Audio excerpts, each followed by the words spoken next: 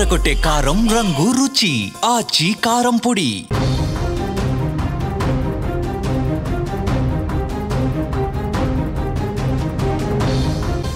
కరీంనగర్ జిల్లాలో మరో బస్సు ప్రమాదం. లారీని ఆర్టీసీ బస్సు ఢీకొట్టింది. 15 మంది ప్రయాణికులు గాయాలయ్యాయి. కండక్టర్ కాలుకు కూడా బలమైన గాయమైంది. అతి వేగమే ఈ ప్రమాదానికి కారణంగా సమాచారం వస్తోంది. బస్సు డ్రైవర్పై అక్కడ స్థానికులు గ్రామస్తులు ఆగ్రహం వ్యక్తం చేస్తూ ఉన్నారు. పోలీసులు కూడా కేసు నమోదు చేశారు. శనివారం ఉదయం జరిగిన ఒక రోడ్డు ప్రమాదం కరీంనగర్ జిల్లాలో తీవ్ర కలకలమే రేపింది. సుమారు 60 మంది ప్రయాణికులతో వరంగల్కు బయలుదేరింది ఆ ఆర్టీసీ బస్సు. ముందు వెళ్తున్నటువంటి లారీని వేగంగా వచ్చి ఫాస్ట్గా ఢీకొట్టింది. ఈ ప్రమాదంలో 15 మంది ప్రయాణికులు గాయపడ్డారు. మానకొండూరు మండలం సదాశివపల్లి స్టేజ్ వద్ద ఈ ఘటన జరిగింది. ఉదయం కరీంనగర్ బస్టాండ్ నుంచి బయలుదేరినటువంటి ఆర్టీసీ బస్సు హై స్పీడ్లో లారీని ఢీకొట్టడంతో బస్సు ముందు భాగం దెబ్బతిన్నటువంటి పరిస్థితి. గాయపడ్డ క్షతగాత్రులను వెంటనే అప్రమత్తమైనటువంటి సిబ్బంది 3 108 అంబులెన్స్లు తీసుకొచ్చారు. వాటిల్లో కరీంనగర్ ప్రభుత్వ ఆసుపత్రికి వాళ్ళందరినీ కూడా తీసుకెళ్లారు. అక్కడికి తీసుకెళ్లిన తర్వాత ప్రాథమిక చికిత్స చేశారు. కొంతమంది ఆసుపత్రిలో అడ్మిట్ అవ్వాల్సినటువంటి పరిస్థితి కూడా ఏర్పడింది. ప్రమాద సమయంలో బస్సు డ్రైవర్ క్షేమంగా బయటపడ్డాడు.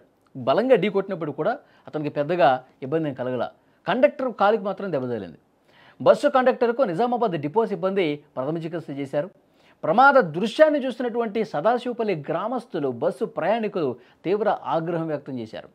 బస్సు డ్రైవర్ తప్పిదం వల్లనే ఈ ప్రమాదం జరిగిందని వాళ్ళు తీవ్రంగా మండిపడ్డారు కూడా డ్రైవర్ మీద.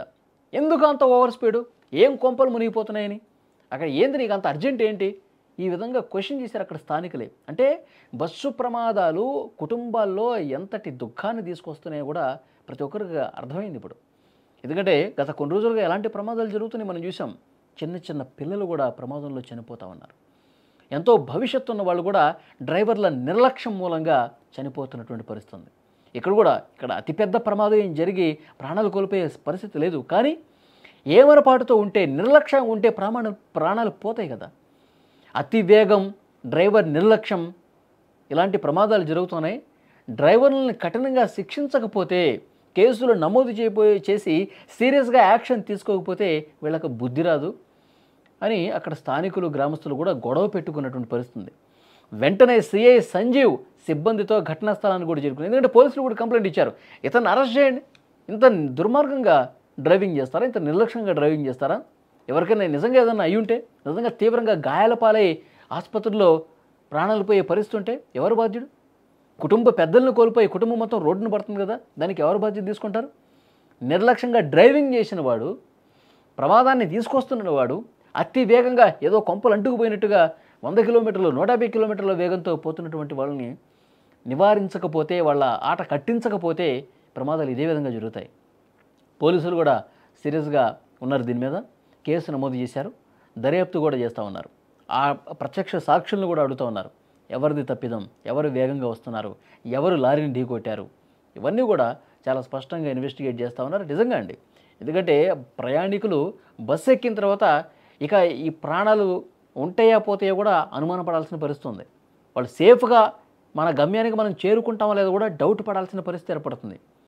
బస్సు ఎక్కితే చాలు ప్రాణాలు గాల్లో దీపంలా పెట్టుకుని మనం వదిలేసుకోవటమే. ఇంకా ఏమన్నా అవుతుందా కాదా ఇవన్నీ కూడా ఇక దేవుడి మీద భారం వేసి సీట్లో కూర్చోవాలి. అలాంటి సిచ్యువేషన్ ఉంది. రోజు ఏదో దగ్గర ఎక్కడో చోట ప్రమాదాలు జరుగుతూనే ఉన్నాయి. కారణం ఏంటి? వేగంగా పోవటం, నిర్లక్ష్యంగా డ్రైవ్ చేయటం, ఇదే కనిపిస్తుంది. వీటిని అరికట్టడానికి అధికార యంత్రాంగం, పోలీసులు కూడా గట్టి చర్యలు తీసుకోవాలని చెప్పి అక్కడ స్థానికులు, ఆ బస్సులో ఉన్న ప్రయాణికులు కూడా డిమాండ్ చేస్తూ ఉన్నారు.